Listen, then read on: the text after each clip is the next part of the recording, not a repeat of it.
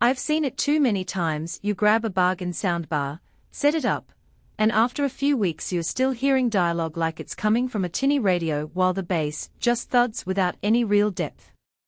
Those cheap budget units can feel like a false promise, especially when you're trying to turn a regular living room into a mini home theater.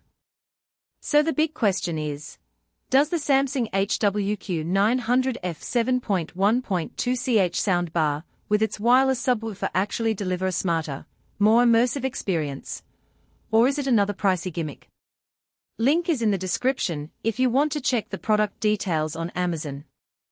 When I first looked at the HWQ900F, I was immediately drawn to the promise of exhilarating 3D sound that surrounds you using side, top and wide-firing speakers. That's a lot of technical jargon, but it matters because most soundbars either rely on virtual surround or just push a few extra drivers into a thin box. Samsung is saying they've actually engineered speakers that fire sound not only to the sides, but also upwards, aiming to create height cues without a ceiling-mounted speaker array.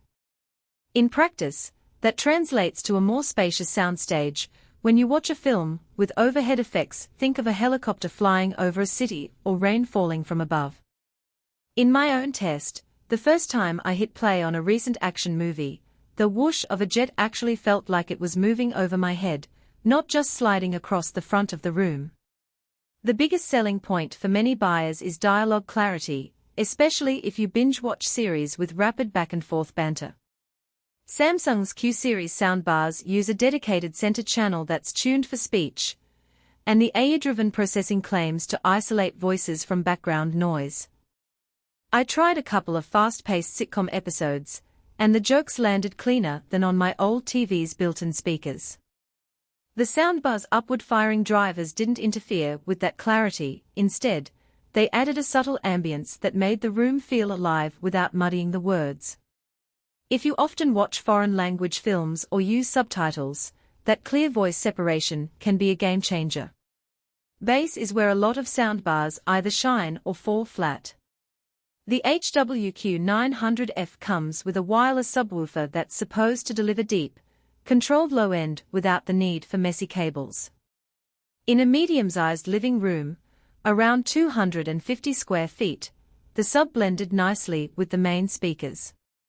Explosions in an action flick hit with a satisfying punch, and movie theater-style rumble in a music concert felt present, but not overwhelming. However, if your space is larger, say an open-plan area over 350 square feet, the sub's output starts to feel a bit thin. You'll still get the thump, but you'll notice a roll-off as you move farther from the TV. For a standard family room, though, the sub is definitely a step up from the typical boom-only units you find on the low end. One of the concerns people often have is whether a soundbar will integrate smoothly with their TV, especially when you already own a high-end display like Samsung's 65-inch Neo QLED 8K. The HWQ900F is designed to pair with Samsung TVs, and the connection is as seamless as it gets. You can use a single HDMI EARC cable, and the TV will automatically hand off video and audio, letting you control volume and sound modes from the TV remote. The remote itself is fairly straightforward. I didn't run into any confusing menus or multiple layers of settings. The only slight friction I noticed was the occasional need to press the source button on the soundbar when switching between the TV and a Bluetooth-connected phone. That's a minor inconvenience compared to juggling 3 different remotes. Streaming services are another practical test. Because the soundbar supports Dolby Atmos, any Netflix or Disney Plus title that's mixed for Atmos will render the height effects without extra hardware. I watched a recent Disney animated film that uses a lot of whimsical, floating sound cues. The upward-firing speakers gave those floating notes a real sense of lift. They didn't just sit flat in front of me.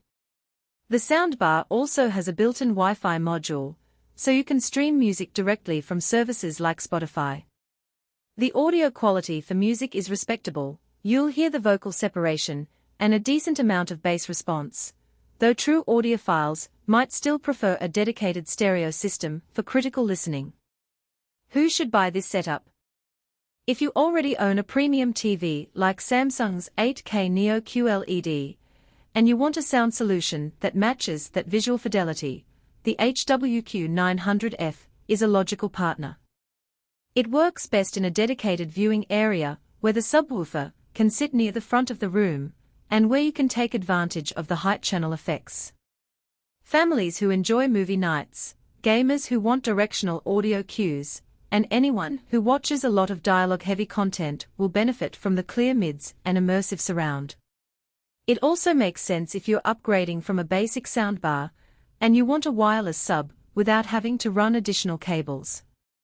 On the flip side, if you live in a small apartment with limited floor space,